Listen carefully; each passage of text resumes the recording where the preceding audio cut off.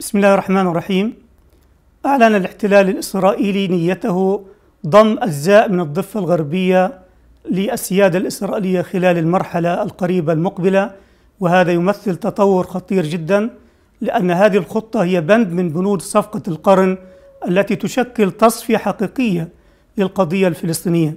عمليا صفقة القرن بدأوا في تنفيذها ابتداء بإعلان القدس عاصمة يهودية، وأيضا مرورا بشرعنة المستوطنات الإسرائيلية ومحاولة إلغاء وكالة الغوث الأونروا التي تمثل اعترافا دوليا بحق العودة للاجئين الفلسطينيين، وأيضا قانون القومية اليهودية الذي يمثل قانونا عنصريا ويجعل الفلسطينيين أصحاب الأرض مجرد جالية على أرضهم.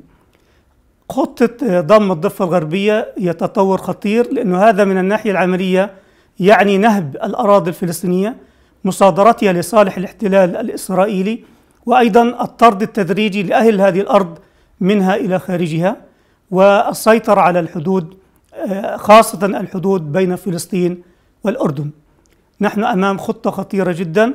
كفلسطينيين أعلنا موقفنا بشكل واضح ورفض هذه الخطة والعمل من أجل إجهاضها وإنهائها، وسنبذل كل جهد ممكن من أجل إفشال ومواجهة هذه الخطة الخطيرة. لكن اليوم نحن نوجه نداءنا لهذه الأمة الإسلامية في كل مكان.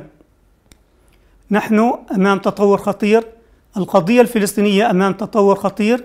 الأمة يجب أن تستنفر وأن تستنهض من أجل حماية فلسطين ومواجهة هذا التطور الخطير المتمثل في محاولة ضم الضفة أو أجزاء منها للسيادة الإسرائيلية المباشرة.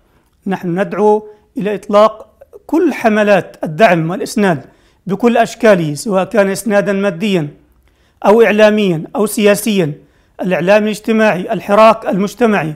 ندعو كل العلماء، كل النخب، كل المثقفين، كل السياسيين إلى التحرك، إلى تجنيد كل الإمكانات والطاقات إسنادا لشعبنا الفلسطيني في مواجهة هذا التطور الخطير، في مواجهة هذه الخطة الخطيرة. ونحن واثقون أننا بإذن الله تعالى سنفشل هذه الخطط وهذه المؤامرات، وهذا الاحتلال هو فاشل بإذن الله تعالى. هذا الاحتلال زائل بإذن الله تعالى، وهذه القضية التي تمثل قضية حية في ضمير الأمة المسلمة وفي ضمير الشعب الفلسطيني، بهذه الحيوية وبهذه الإرادة وبهذا الجهد سنمضي معا بإذن الله تعالى، ليس لإفشال هذه الخطة فحسب، بل بإذن الله تعالى لاستعادة فلسطين واستعادة حريتها ودخول القدس بإذن الله تعالى فاتحين